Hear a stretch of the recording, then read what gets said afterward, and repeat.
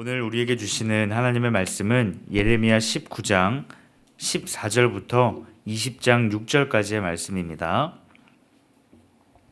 예레미야 19장 14절부터 20장 6절까지의 말씀 한 절씩 교독하시고 마지막 절 함께 보도록 하겠습니다.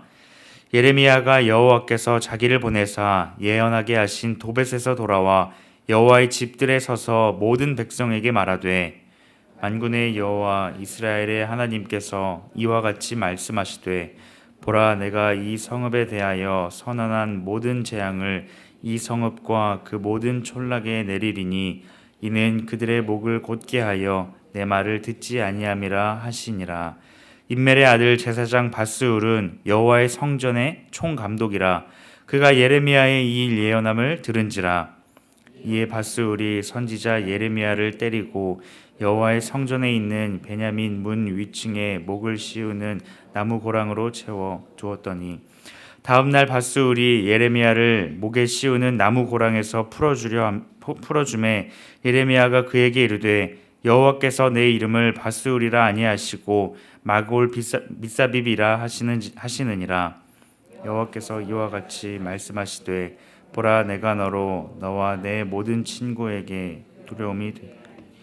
그들이 원수들의 칼에 엎드려질 것이요 내 눈은 그들을 볼 것이며 내가 온 유다를 바벨론 왕의 손에 넘기리니 그가 그들을 사로잡아 바벨론으로 옮겨 칼로 죽이리라. 내가 또 이 성읍의 모든 부와 그 모든 소득과 그 모든 귀중품과 유다 왕들의 모든 보물을 그 원수의 손에 넘기리니 그들이 그것을 탈취하여 바벨론으로 가져가리라.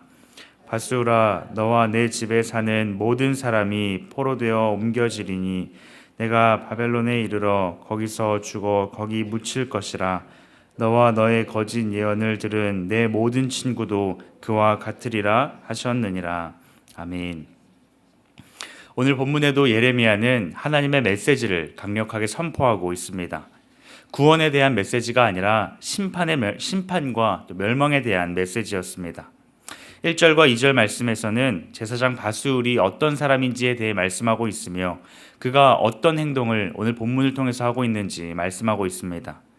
제사장이었으며 성전의 총감독이었던 바스울은 하나님의 말씀을 선포하고 또 백성들에게 전하는 예레미야를 때리고 또 감옥에 가두었습니다. 제사장이며 성전의 총감독이었던 그가 지금 왜 그렇게 행동하고 있을까요? 그 또한 죄 가운데 살아가고 있었기에 하나님 말씀 듣기를 거부하였고 예레미야가 선포하는 그 심판의 메시지에 대해서 그렇게 반응하고 있습니다. 예레미야는 하나님께서 명령하신 말씀에 대해 전할 뿐이었습니다. 하나님의 사명을 받은 대로 잘 감당하고 있는 것입니다. 하지만 지금 그에게 돌아온 상황은 어떤 상황입니까? 억울한 폭행을 당하고 있으며 또 목에 고랑을 차고 감옥에 갇히는 것이었습니다. 예레미야는 어떤 큰 잘못을 하지 않았습니다. 하나님의 말씀을 전하였고 그들이 정말 하나님의 말씀을 듣고 죄 가운데로 돌이켜서 하나님 앞으로 돌아오도록 하는 경고의 메시지를 선포하는 것이었습니다. 죄 가운데 살아가고 있는 그들에 대하여 오래 참으시는 하나님에 대해 감사하고 또한 예레미야 선지자에게 감사해야 함에도 불구하고 오히려 예레미야를 핍박할 뿐이었습니다. 그들이 듣고 싶은 말만을 듣고자 했었기에 그들은 심판의 메시지를 선포하는 예레미야에 대하여 그렇게 행동하고 있습니다. 예레미야는 그들로부터 원치 않는 시련과 어려움을 겪게 되었습니다. 예레미야의 입장에서 생각해 본다면 참으로 억울하지 않을 수 없습니다. 오늘 우리의 삶 또한 마찬가지입니다. 하나님의 일을 맡은 우리에게는 항상 시련과 고난이 찾아옵니다. 하나님의 말씀을 전하는 자들, 하나님의 말씀대로 살고자 힘쓰는 그리스도인들에게는 예수님으로 인하여서 고난이 찾아오는 것이죠. 예수님의 제자들은 예수님을 믿는다는 그 이유로 이 땅에서 많은 고난을 당하였습니다. 그들에게 어떤 큰 잘못이 있어서가 아니라 예수님을 믿었기에 예수님을 믿는다는 그 이유만으로 고난을 당한 것입니다. 빌립보서 1장 29절 말씀에 보면 그리스도를 위하여 너희에게 은혜를 주신 것은 다만 그를 믿을 뿐 아니라 또한 그를 위하여 고난도 받게 하려 하심이라 라고 말씀하고 있습니다. 하나님께서 허락하신 그 은혜로 말미암아 이 땅에서 믿음으로 살아갈 뿐만 아니라 고난 또한 함께 받는다라는 것입니다. 또한 로마서 8장 17절에도 이렇게 말씀하십니다. 자녀이면 또한 상속자 곧 하나님의 상속자요 그리스도와 함께한 상속자니 우리가 그와 함께 영광을 받기 위하여 고난도 함께 받아야 할 것이니라. 하나님의 자녀이며 상속자인 우리들은 하나님의 영광을 누리기 위해 반드시 고난도 함께 받아야 한다라고 말씀하고 있습니다. 예수님께서는 우리의 고난을, 우리의 이러한 아픔을 누구보다도 잘 아십니다. 이 땅에 오신 예수님께서는 우리가 당해야 할 그 고난에 대해 대신 당하셨으며 억울한 고난을 당하셨습니다. 하나님의 말씀에 순종하셨을 때에 당한 고난이었기에 우리가 당하는 그 고난에 대해 잘 아시고 그런 우리들을 위로하여 주십니다. 사랑하는 성도 여러분, 여러분은 이 땅에 살아가시면서 어떤 고난을 당하고 계십니까? 억울하고 힘든 고난의 상황에 놓여져 있습니까? 그리스도인으로서 우리의 삶에 고난은 필수입니다. 말씀대로 살아가면 살아갈수록, 우리가 열심히 말씀대로 살고자 하면 할수록 우리 삶 속에는 고난이 찾아옵니다. 자연스러운 것이고 우리가 정말 말씀대로 살아가고 있다라는 증거입니다. 그러한 삶 가운데 하나님을 향한 불평이나 원망이 아닌 오히려 그 고난 가운데 즐거워할 수 있기를 소망합니다. 베드로전서 4장 12절과 13절 말씀에 보면 사랑하는 자들아 너희를 연단하려고 오는 불시험을 이상한 일 당하는 것 같이 이상히 여기지 말고 오히려 너희가 그리스도의 고난에 참여하는 것으로 즐거워하라. 이는 그의 영광을 나타내실 때에 너희로 즐거워하고 기뻐하게 하려 함이라 라고 말씀하십니다.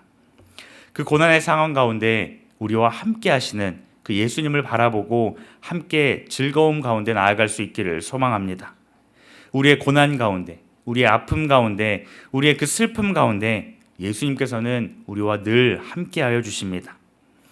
하나님께서는 예레미야를 통하여서 밧수울에게 이렇게 말씀하십니다. 밧수울의 이름을 이제는 마골 미사빕이라고 부르시겠다는 것입니다. 이는 사방의 두려움, 사방에서 오는 공포라는 뜻을 가지고 있습니다. 결국 사방에서 원수들의 칼에 죽게 된다라는 것을 말씀하십니다. 의인이 핍박을 받고 또 억울한 고통을 당하여도 결국에는 하나님의 공의가 나타날 것입니다. 하나님께서는 살아계셔서 하나님의 뜻을 이루어 가시며 마침내 예수님을 믿고 고난을 견딘 자들에게 위로하시고 하나님의 공의하심을 드러내실 것입니다. 어려운 상황 가운데에서도 우리는 낙심하고 포기하며 세상 가운데 타협하며 살아가는 것이 아니라 하나님의 말씀 앞에서 우리의 삶을 돌아보고 그 말씀 앞에서 흔들리지 않는 믿음 가운데 살아갈 수 있어야 합니다. 좁은 문, 좁은 길, 그 고난의 길로 나아가는 우리 모두가 되기를 소망합니다.